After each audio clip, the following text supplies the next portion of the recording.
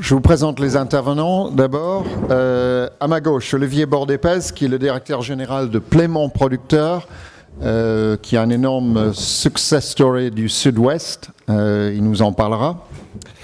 Bertrand Praz, qui est le directeur achat, vin et alcool de Grand Cru de Grand Chez, de France, qui est le metteur en marché français leader, ou un des deux leaders, je crois. Jean-Claude Mas, producteur et propriétaire des domaines Paul Mas, qui est une structure familiale du Languedoc-Roussillon, qui a beaucoup de succès à l'export. Il nous parlera de cette expérience. John Cole, je ne le présente plus. Tout le monde est présent. On va démarrer, peut-être?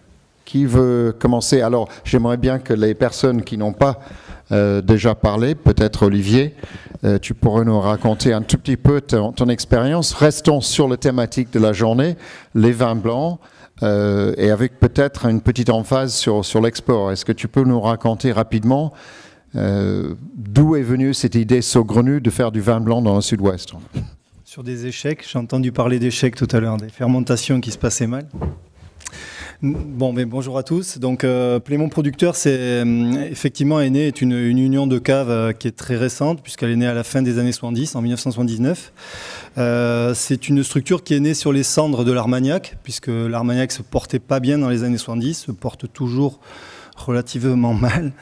Aujourd'hui, notamment par une désorganisation, c'est des produits délicieux hein, généralement, mais une désorganisation de l'aval, avec une incapacité à porter les eaux de vie au marché, et notamment sur le marché mondial.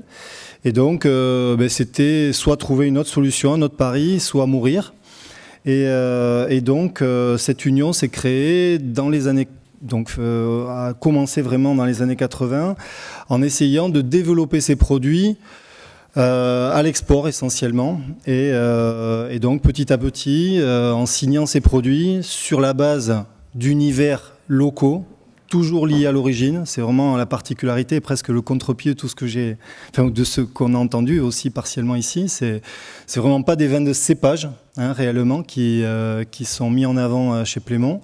Ce sont des vins qui sont liés à leur origine et mis en valeur par des cépages qui sont locaux.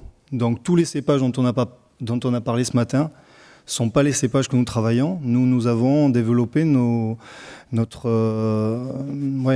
histoire à l'export sur la base de Colombard, bon, on en a parlé un tout petit peu de lui, de petits courbus, de gros Mancinq, de petits Mancinq, d'Aruffiac.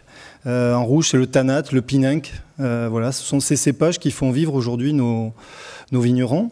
Alors ça a été un choix de différenciation. C'est vrai que c'est un univers qui est très particulier, c'est une marge hein, commerciale, mais c'est aussi un choix qui nous a été imposé par des conditions climatiques qui sont particulières hein, dans le Sud-Ouest, avec une pluviométrie abondante. Cette pluviométrie qui fait hein, le profil aromatique de nos vins blancs qu'on découvrira tout à l'heure sur l'une de nos marques, la plus importante marque qui est Colombelle. Donc, et des cépages qui étaient capables de mettre en valeur ces terroirs-là et ces conditions climatiques-là étaient des cépages qui étaient nés dans le Piémont pyrénéen. Et c'est pour ça que nous continuons aujourd'hui à travailler la recherche, je dirais, appliquée chez nous sur la base de ces cépages qui sont nés dans le Piémont pyrénéen. Ce sont eux qui feront nos victoires de demain. Nous, on continue à cultiver cette spécificité, cette particularité de mettre en avant des cépages qui sont inconnus et l'espace de découverte que représente le Sud-Ouest sur les marchés mondiaux. Alors commercialement aujourd'hui, Plémont c'est 40 millions de cols par an, dont à peu près 55% à l'export. Alors c'est essentiellement le proche export avec la Grande-Bretagne, les Pays-Bas, l'Allemagne, la Belgique, la Scandinavie, et puis plutôt sur une autre couleur, l'Asie, qui est un grand marché pour nous, plutôt sur la couleur rouge, puisque nous produisons également des rouges. C'est à peu près 75% de blanc et 25% de rouge, donc pour dresser un tableau, un premier tableau de ce qu'est Plémont. Alors voilà pour Plémont, on va demander à Monsieur Mas, Jean-Claude Mas, de nous parler un peu de sa maison et de sa réussite à l'export qui est assez remarquable aussi. Merci. Oui, donc j'ai créé les domaines Paul Mas en 2000 hein, sur les fondations d'un petit domaine viticole traditionnel du Languedoc qui vivait de l'aramon et du carignan. Et j'ai développé à partir de là une activité qui a été fortement inspirée de ce qui se fait dans le Nouveau Monde, notamment des gens comme Canada Jackson, pour qui j'ai énormément de respect. Ils font des vins fabuleux. Et à partir de là, donc, j'ai développé sur un modèle qui était de dire, dans le Languedoc, il y a un métier de viticulteur, mais il n'y a pas forcément de métier de vigneron. La différence entre le viticulteur, il fait la vigne, et le vigneron, il fait la vigne, il fait la vinification, il fait l'élevage, l'assemblage, l'embouteillage, et il commercialise ses propres vins. Donc sur ce modèle-là, je suis parti sur l'idée qu'il fallait trouver les meilleurs raisins, les vinifier, les élever, et les embouteiller et les vendre. Aujourd'hui, on a vinifié cette année 112 000 hectolitres. On parle de blanc, donc au niveau blanc, on est à 55 000 hectolitres. Ce que j'ai entendu tout à l'heure sur la Californie est fabuleux parce que le Languedoc, c'est la même chose, mais sur, on va dire, une distance qui doit être 5 fois inférieure du nord au sud. On peut trouver des conditions climatiques similaires à la Sonoma, comme à Santa Barbara. Donc c'est là où c'est fabuleux et on peut faire des vins blancs très divers qui vont du Viognier, donc, ou des cépages très méditerranéens comme le Viognier, le Vermentino ou la Marsanne, vers du Chardonnay ou du Sauvignon blanc, ou encore du Colombard. Donc il y a une variété de cépages qui est un peu la force du Languedoc, au niveau des blancs comme des rouges. Une fois qu'on applique les recettes du marketing classique, hein, et le vin c'est du marketing, hein, il ne faut pas se l'enlever de la tête, ça doit être une des parties, une des colonnes vertébrales d'une stratégie d'entreprise. Ben, c'est très facile de vendre nos vins à l'étranger. Alors pourquoi à l'étranger? Parce qu'en France, moi je dis toujours, allez vendre du vin en France quand vous êtes tout nouveau, quand vous n'avez pas vraiment d'image, quand vous venez du Languedoc. C'est un peu comme vendre des hamburgers aux Américains. Le vin, c'est pas tout à fait... c'est pas très à la mode, c'est pas bien d'en boire, ça fait mal à la santé, etc. etc. Alors qu'à l'étranger, c'est l'inverse. Et il y en a trop, et le marché diminue, donc aller se battre sur des marchés où la concurrence est très sévère, où il y a trop de producteurs, et où en plus le marché diminue, je trouve que c'est un peu du suicide. Donc mon idée a été dès le départ de partir à l'international, parce que bon, j'avais une formation internationale, et d'aller sur des marchés où on s'attaquait à des concurrents, comme les Italiens, les Australiens, ou les Américains, qui arrivaient sur des marchés avec un vrai mix marketing. C'est-à-dire que nous, à cause de cette histoire de viticulteurs, on ne voyait rien qu'une chose dans le marketing, c'est le prix. Le prix baisse, les volumes montent, on vend plus de volume. Les volumes augmentent, il y a trop de volume à vendre, les prix baissent. Or, c'est pas tout à fait ça, l'histoire d'un produit, quel qu'il soit, surtout d'un produit de luxe, d'un produit de seconde nécessité comme le vin.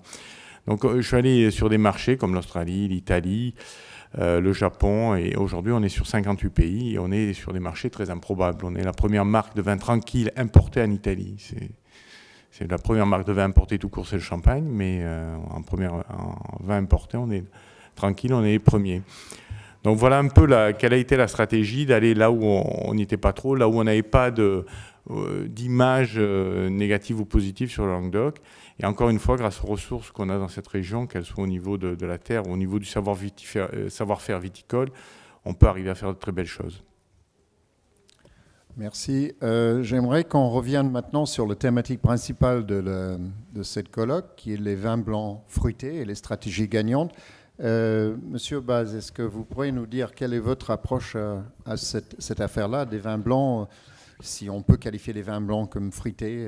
Alors, quelle est déjà, présentez peut-être votre gamme, et ensuite, comment vous pensez à cette question?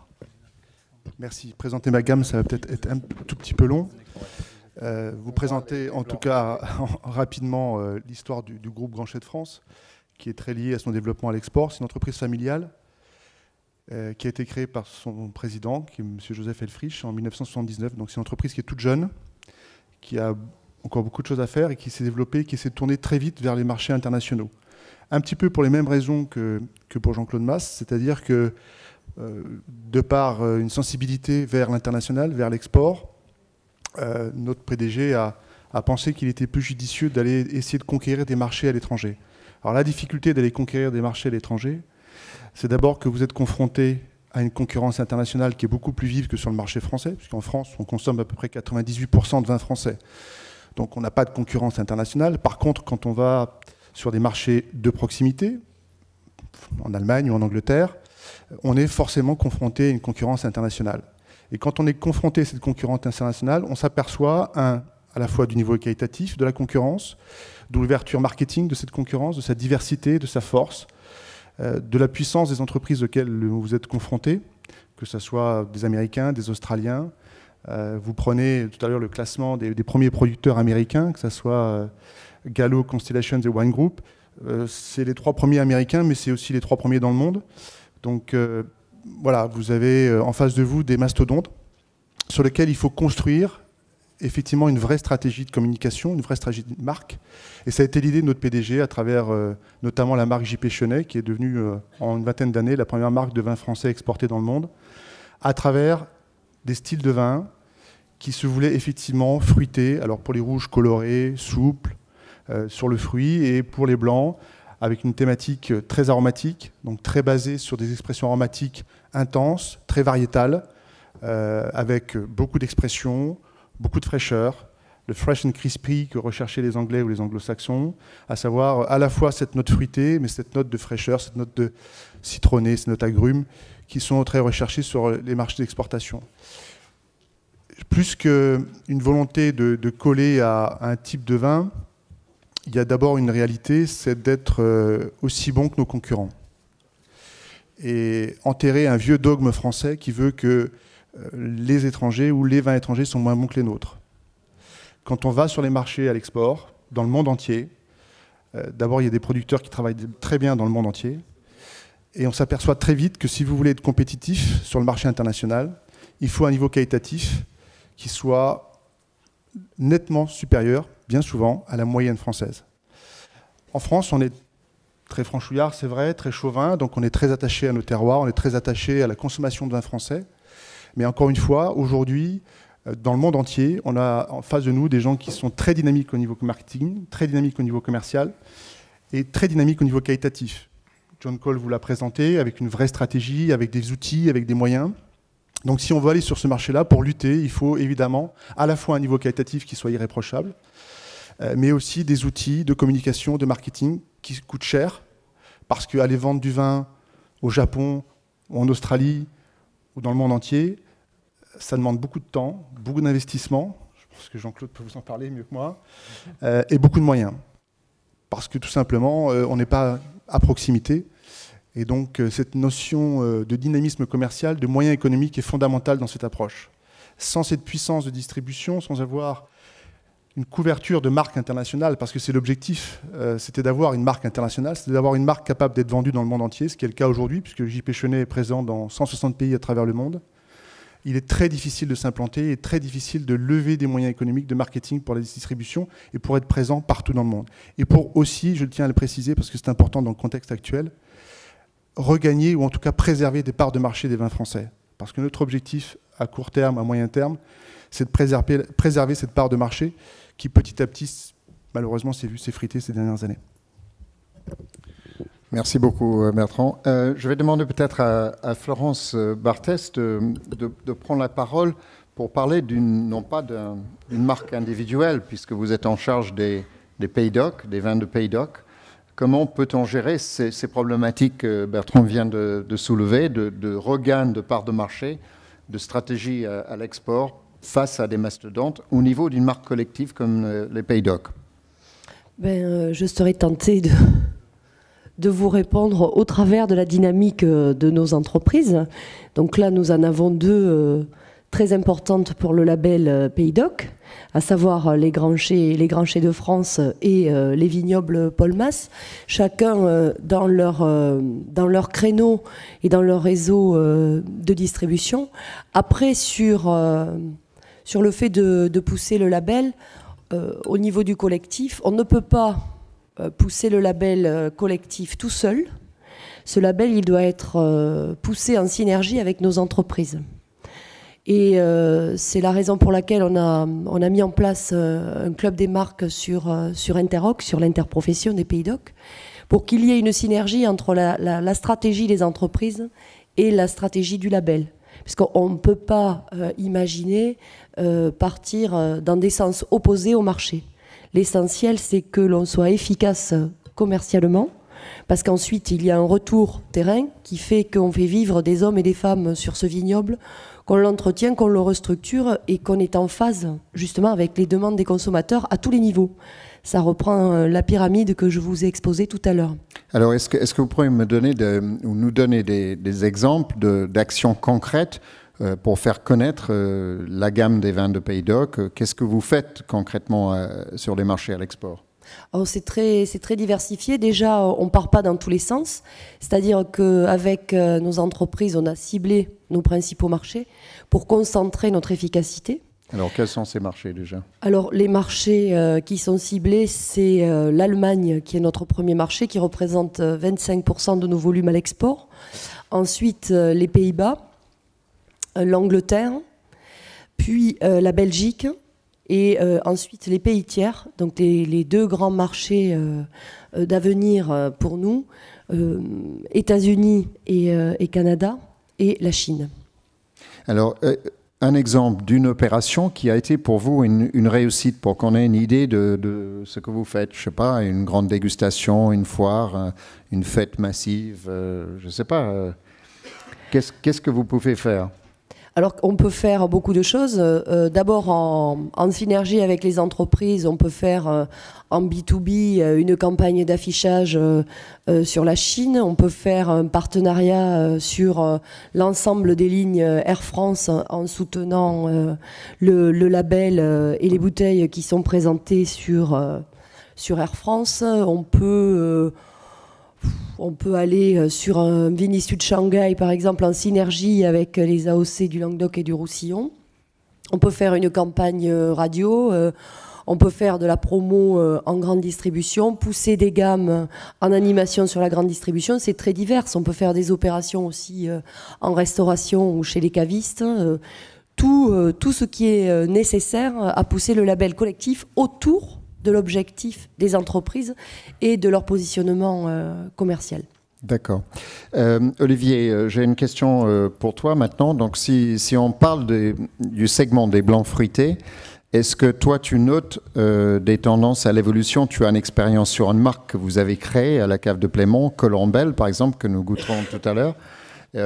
Quelles sont les évolutions du consommateur, des marchés par rapport à cette marque? Est-ce que le produit a évolué? Ça fait quoi, 20 ans que ça existe à peu près? 87, le premier millésime. 25 bientôt. Bon, nous bien sûr que la demande elle évolue. J'entendais parler avec beaucoup de... Enfin, j'avoue que c'est un mystère pour moi d'entendre des réussites qui sont basées sur un vin qui... On parlait du Pinot Gris tout à l'heure, d'un vin qui n'a le goût à rien et qui ne choque pas. Nous, on s'est beaucoup battu et on se bat tous les jours à expliquer à nos vignerons. Il y a des bons Pinot Gris. Hein, quand même. Qu'il n'existe pas de développement marché si on ne sort pas du rang en termes qualitatifs. Et je rejoins tout à l'heure ce qui a été dit là. Donc ça, ce mystère Pinot Grigio, effectivement, pour nous, ça reste un vrai grand mystère. Non, c'est vraiment dans la performance, dans tous les éléments qui ont été développés par M. Schneider tout à l'heure.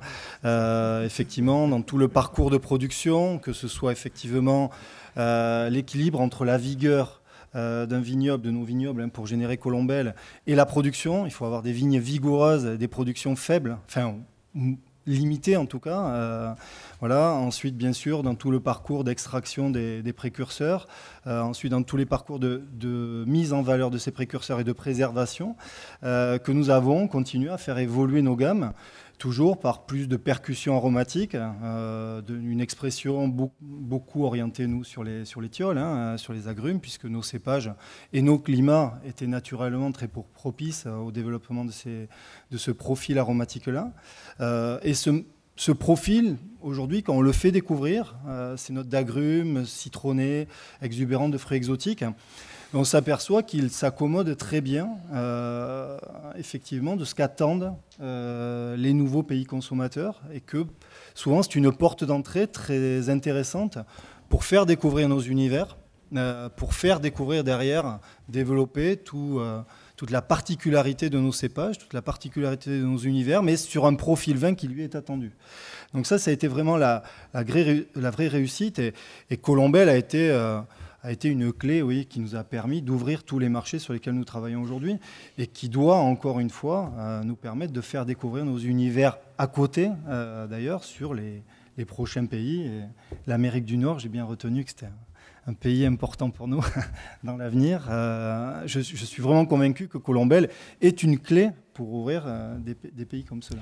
Alors, une question spécifique sur la structure, puisque là, tu as en charge une cave coopérative. Donc, comment tu traites la question de la motivation de la troupe? Parce que c'est, à mon avis, un élément important, parce que tu as des coopérants. Tu ne maîtrises pas à 100% les vignes. Nous, on maîtrise à 100% les vignes, puisque tous nos vignerons sont obligés d'amener jusqu'au dernier litre à l'union de mise en marché à Plémont. Ils ne peuvent pas vendre 1 litre de vin à côté de l'union de Plémont. Donc ça, c'est le premier point. C'est la dictature à Plémont.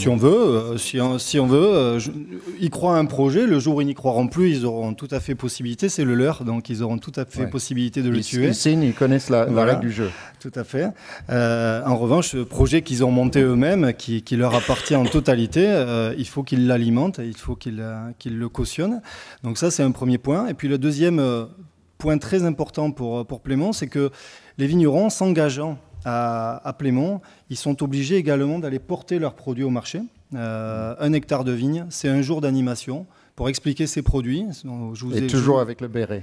Toujours avec le béret, voilà. C'est une prise de conscience, c'est très important ça. On a un message qui est difficile, je vous l'ai dit, des cépages inconnus, une région qui est très peu connue encore pour sa production de vin. Donc faire le pari d'aller expliquer ces vins et d'aller les expliquer loin de nos frontières, eh bien, c'est une énergie qui ne peut pas être portée par 3 commerciaux et demi. Chacun doit s'y investir. Et puis ça permet aussi de prendre quelques baffes, les vignerons, quand on leur dit que leur vin il n'est pas bon, qu'il n'est pas identifiant, qu'il est trop cher et qu'il est machin. Ça leur permet de se remettre en question et de revenir chez eux avec un peu plus d'humilité et d'avoir la volonté de continuer à avancer. Donc ça, c'est dans l'ADN de Plémont, c'est sans doute une des vraies réussites, effectivement, que d'avoir cette volonté de comprendre les marchés, d'y être présent. Et le rôle du vigneron, il est loin de s'arrêter au quai de réception de la cave. Très bien. Jean-Claude Mas, est-ce que vous avez envie de réagir à ça et notamment sur... Est-ce que vous pouvez parler peut-être dans votre gamme de la partie des blancs fruités et quelles sont vos pistes de réflexion pour l'avenir de ce marché-là? Le marché du vin blanc, aujourd'hui, on voit qu'il y a eu cette tendance à ABC, hein. Mais le chardonnay reste quand même le roi des vins blancs parce qu'on en fait ce qu'on veut, hein. Un chardonnay fermenté en barrique avec malolactique, ça fait quelque chose d'exceptionnel. Un chardonnay sur un terroir plus froid avec des rendements légèrement plus hauts, ça fait un chardonnay qui va avoir un style plus dans le style de ce qu'on voit aujourd'hui de Sauvignon. Bon, nous, on analyse le marché, enfin, parce qu'on est nouveau, hein, 12 ans, 15 ans d'expérience sur les marchés internationaux dans le vin, alors que le vin, les marques, tout se construit quand même sur des durées très longues, hein.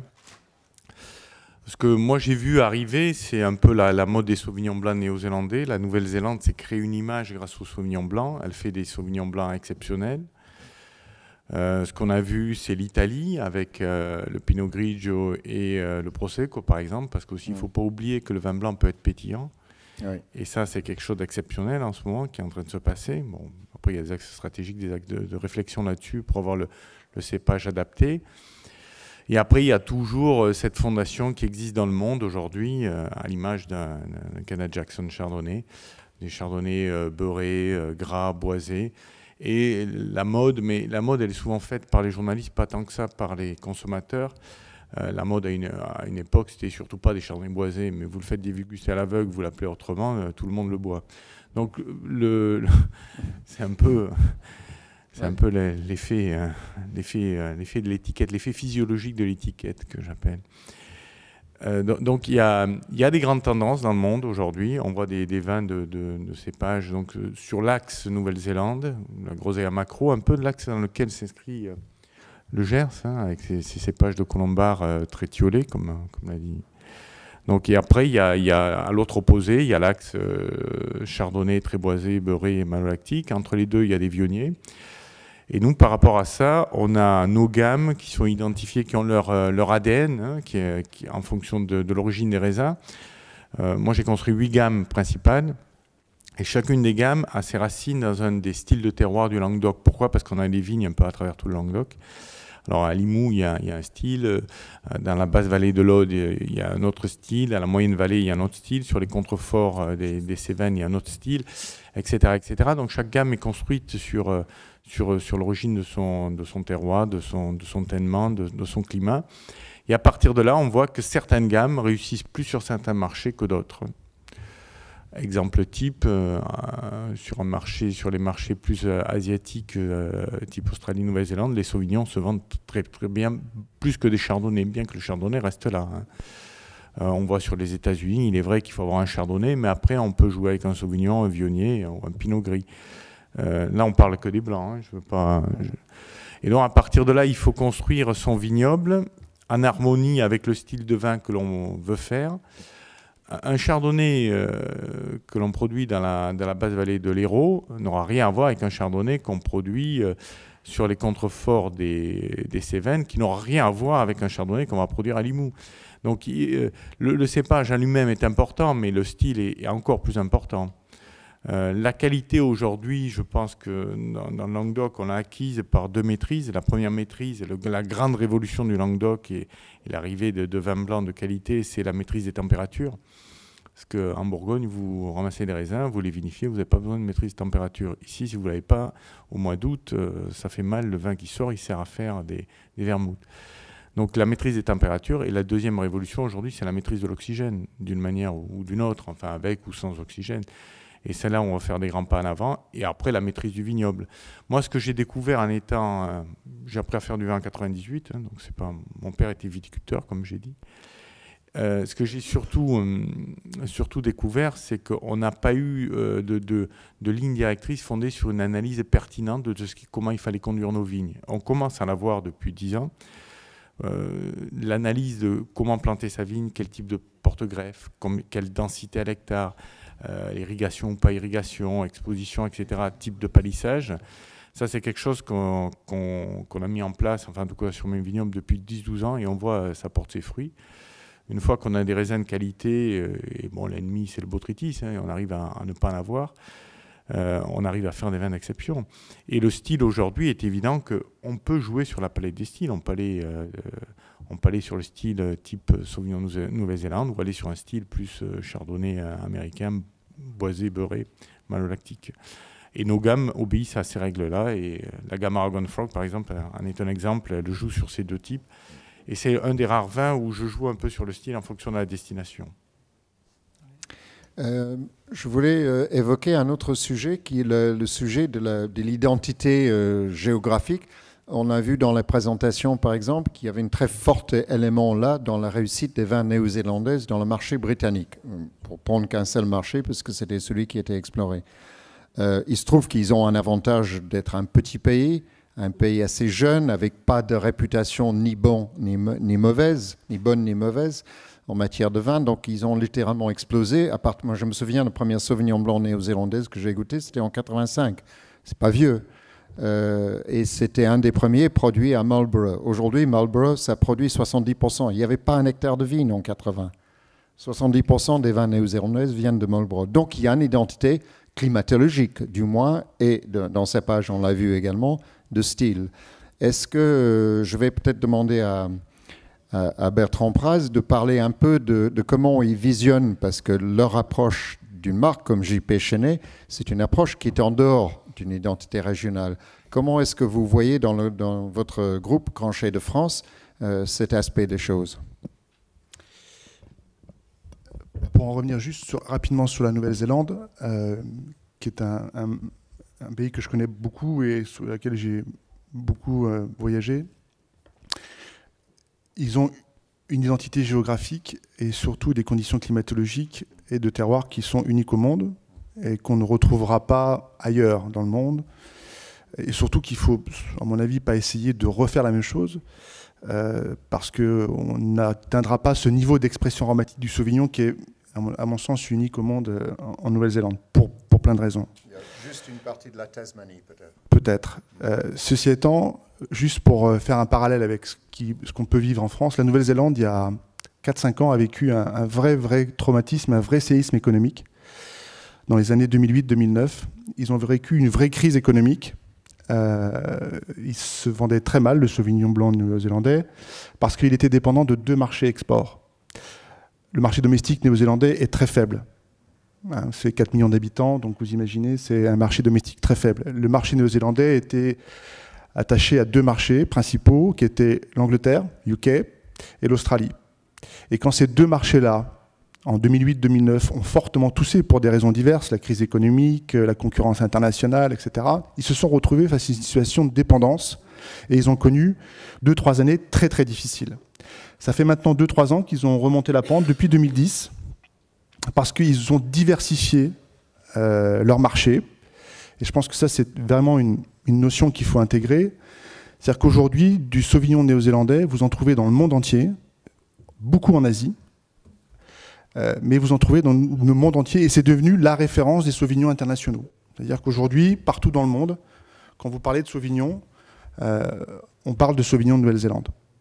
Et ça, c'est une vraie réussite, parce que c'est vrai qu'ils ont su s'adapter, ils ont su réagir face à une situation donnée, qui était leur dépendance par rapport à leur marché de proximité, qui étaient les marchés du Commonwealth, à savoir l'Australie et l'Angleterre. Alors, ils ont travaillé aussi grâce à le support de marques fortes, que vous connaissez peut-être, Montana en fait partie, d'autres de grands groupes internationaux qui ont pu, grâce à leurs moyens de distribution, à leur diversification, qui ont pu justement attaquer de nouveaux marchés et pas uniquement les marchés historiques qui étaient l'Angleterre ou l'Australie. Et je pense qu'il faut, à travers notre expérience, essayer de s'inspirer de ce modèle, au moins dans sa diversité de distribution, sa diversité de commercialisation. Et je crois que ce qui est important, c'est qu'il n'y a pas une réponse sur les marchés mondiaux. Jean-Claude vient de l'évoquer, il a 8 gammes avec des profils qui peuvent être adaptés, qui peuvent être différents. Le marché français, enfin les vins français, ont une richesse exceptionnelle. On se dit souvent qu'on a les plus grands terroirs au monde, qu'on a sans doute les meilleurs terroirs au monde. Pour acheter du vin et me promener, parce que je me promène beaucoup dans le monde entier, très souvent des interlocuteurs à l'étranger, que ce soit en Chili, en Argentine, en Australie, nous disent toujours, mais comment ça se fait que la France est dans la situation dans laquelle vous êtes aujourd'hui, alors que vous avez les meilleurs terroirs du monde, alors que vous avez la meilleure image de vin dans le monde. Parce que l'image du vin dans le monde, qu'on le veuille ou non, c'est l'image France. Et ça, c'est incontestable. Enfin, John Cole peut me donner son avis, mais objectivement, partout dans le monde, partout où je vais dans le monde, quand on parle de vin, vous avez des techniciens français dans le monde entier, vous avez du matériel français dans le monde entier, vous avez un savoir-faire français dans le monde entier. L'image du vin à travers le monde, c'est l'image des vins français. Comment en est-on arrivé là? Comment en est-on arrivé à une situation où aujourd'hui la France va produire peut-être 42 ou 42,5 millions d'hectos, a vu ses parts de marché en 30 ans divisées par 2, alors qu'on a une image exceptionnelle, qui est l'image traditionnelle, mais qui est l'image des vins en France, des vins de France. Et ça, malheureusement, on n'a pas su, à mon sens, apporter la réponse, pas toujours en essayant d'adapter justement nos besoins, en tout cas nos marchés, enfin nos productions aux besoins et au marché. En essayant d'écouter un petit peu le consommateur, en essayant d'écouter le marché, en essayant d'apporter des réponses. Et il n'y a pas une réponse, à mon sens, pour faire simple. Il y a plusieurs réponses. Et les réponses, elles sont multiples. Elles sont évidemment dans l'image, dans les marchés très haut de gamme, dans les marchés ultra premium qui servent à l'image des vins français, que ce soit, je sais pas, vous prenez les grandes marques de Champagne ou les grandes marques de vins de Bordeaux ou les grands crus de Bourgogne, ils participent à l'image des vins français, ils sont incontournables et surtout ils sont nécessaires. Quand on boit du Dom Pérignon sur une table en Australie, quand on boit du Dom Pérignon aux États-Unis, on véhicule de l'image France. Vous le faites souvent, ça? Très rarement. Personnellement, très rarement. Malheureusement, je n'ai pas les moyens, mais en tout cas, une chose est sûre, c'est que ça véhicule l'image France. Comme véhicule l'image France les grandes marques de cognac, comme véhicule l'image France les grands crus de Bordeaux. C'est une réponse. Ce n'est pas la seule. Et d'autres réponses existent. Et les autres réponses, elles sont à travers, évidemment, la structuration de notre vignoble aujourd'hui, à savoir les appellations d'origine protégée, les indications géographiques protégées et les grandes marques internationales ou les marques internationales en tant que telles qui peuvent se développer, qui peuvent se construire à travers aujourd'hui un univers qui est plus compétitif, qui est plus large, qui permet d'adapter des réponses. Donc nous devons utiliser tous les moyens qui sont en notre possession aujourd'hui pour répondre aux attentes du marché. Il n'y a pas une réponse, encore une fois, il y en a plusieurs. Et ne nous fermons pas dans une seule réponse, qui peut être adaptée dans certains cas, mais qui ne le sera pas dans d'autres, parce que le marché est beaucoup plus compliqué, beaucoup plus complexe, et surtout, il évolue très très vite. On est dans un environnement, on est dans un marché d'environnement, on n'est plus dans un marché de production. Je prends souvent le cas de l'automobile comme exemple. Après-guerre, en France, vous aviez le choix entre une Dauphine blanche et une Dauphine noire. D'accord ? C'était le marché de production. On vendait ce qu'on était capable de produire. Aujourd'hui, en viticulture, on a parfois cette démarche en disant, voilà, moi je produis ça, c'est ça que vous devez acheter. Ce n'est pas tout à fait comme ça que ça se passe. Aujourd'hui, dans un environnement, dans un marché d'environnement qui est beaucoup plus compliqué et qui subit énormément d'influences. Influence de communication, influence d'Internet, influence de l'information, influence des prescripteurs, influence climatologique, font que les consommations, les modes de consommation, l'attitude du consommateur, la santé, tout fait qu'aujourd'hui, dans notre environnement, on a un marché qui est très réactif et qui va très vite. Il faut donc être en permanence en veille. Et encore une fois, il ne peut pas y avoir une seule réponse à cette veille. Il y a plusieurs réponses. Et en France, on a la chance, on est l'unique, un des rares pays au monde, à avoir cette diversité de terroirs, cette diversité d'origine, cette diversité de réponses. Donc il faut appuyer sur tous les bras de levier qui sont en notre possession aujourd'hui pour apporter des réponses à tous les marchés. Il n'y a pas un marché, il n'y a pas une réponse au marché, il y en a de multitudes. Merci Bertrand. Je voulais rebondir sur une partie de ça pour parler. On a peu parlé de l'Australie. C'est singulier puisque historiquement, c'est quand même le premier pays qui a compris ce que Bertrand vient de dire, c'est-à-dire qu'il faut tenir compte des consommateurs et des différents marchés, et ils ont fait adapter leur offre au marché. Mais par ricochet, ça commence à poser un problème, d'autant plus que la production est concentrée entre les mains d'un petit nombre de sociétés. C'est l'industrie du vin le plus concentrée au monde, je pense, l'Australie. Je ne crois pas me tromper beaucoup, John. C'est beaucoup plus diversifié aux États-Unis. Donc, en gros, 80% est produit par 10 entreprises, et souvent, ces 10 entreprises sont les propriétaires de 4 ou 5 groupes. Alors, ça a donné une vision un peu monolithique dans la perception, en tout cas, des intermédiaires. Nous, les parasites du vin, nous sommes les parasites du vin, les journalistes, c'est connu. Cela dit, on n'en vit pas richement, je vous rassure tout de suite. Cette image monolithique, maintenant, est en train d'être contrée par la politique de communication des Wines of Australia, où ils travaillent au contraire sur la diversification des régions. Parce que vu d'Europe, l'Australie, on pense à un grand pays très très chaud avec un énorme désert dans le nord. C'est extrêmement diversifié. La Tasmanie, c'est le climat du sud de la Nouvelle-Zélande. Il y a beaucoup, beaucoup de diversité. Et pardon, je finis juste. Non, mais d'accord, mais tu reviens après. C'est exactement pareil, la vision de la Californie. Quand je parle avec des collègues en France, je dis que la Californie, c'est un pays chaud. Je dis, vous n'avez jamais été dans le Russian River le matin. C'est pas possible, parce qu'il fait très très froid et on ne peut pas se baigner dans l'océan. Donc cette diversité de sources et d'ailleurs, Jean-Claude a fait allusion à la diversité du climat languedocien, qui est réel, avec des altitudes, des expositions. C'est en train d'être mis en avant par les Australiens comme un des atouts du pays. Autre chose sur le plan du produit, là, pas sur le plan de la région de production, il y a une tendance qui est très forte, ou qui a été peut-être un peu plus forte, c'est ce phénomène d'action-réaction, le boisé, le pas boisé. Maintenant, on voit sur des étiquettes de vin en Australie « unoaked ». C'est-à-dire qu'on milite volontairement en communication contre l'image reçue des vins boisés. Cela dit, les choses sont beaucoup plus complexes que cela. Bon, je rends la parole à Jean-Claude qui veut dire son désaccord avec quelque chose que j'ai dit. Oui. Non, c'est un point sur l'Australie. C'est quelque chose qui m'a... En fait, quand j'ai écrit Argon Frog, c'était parce que j'ai vu Yellowtail, donc c'est à partir de là. Moi, et après, j'ai découvert autre chose. Je pense que le pays qui s'adapte plus à la consommation, c'est l'Italie. Vous voyez, l'Italie, les parts de marché, elle les a pas perdues dans le monde, notamment aux États-Unis. Elle a tout le temps cru, alors que nos parts de marché divisées par 2. L'Australie, tout ce qu'elle a fait, elle a simplifié. Elle a eu une approche très proctérienne. Et Certainement trop, Et oui. malheureusement, le vin, c'est pas de la lessive.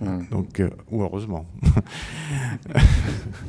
Donc, à partir de là, ils sont tombés dans les défauts que tout le monde a eu. Hein.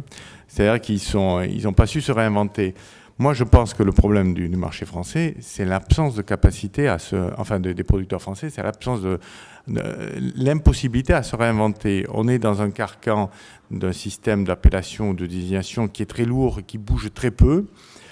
En Espagne ou en Italie, ils ont bougé beaucoup plus vite que nous, ils bougent beaucoup plus vite, de manière à s'adapter à ce que le consommateur veut et non pas ce que le producteur veut. Je crois que le fondement, il est là. En Australie, les producteurs ont fait ce qu'ils ont voulu. Ils ont eu le même défaut que nous, si ce n'est que les producteurs, c'était une très grosse boîte. Nous, on est une société familiale en moyenne, donc très grosse société, et qui ont eu cette inertie pour approcher les marchés avec une manière, on va dire, quasi industrielle, de laquelle ils essaient de s'éloigner énormément maintenant. Donc je pense que le point sur l'adaptation des vins au marché, il faut aller plus au côté de l'Italie, d'ailleurs, comme vous avez fait en Californie. En Californie, quand même, la recette, on admire les Français, mais on fait comme font les Italiens. J'aimerais demander à John, you'll need to, pardon, peut-être qu'il faut remettre les écouteurs.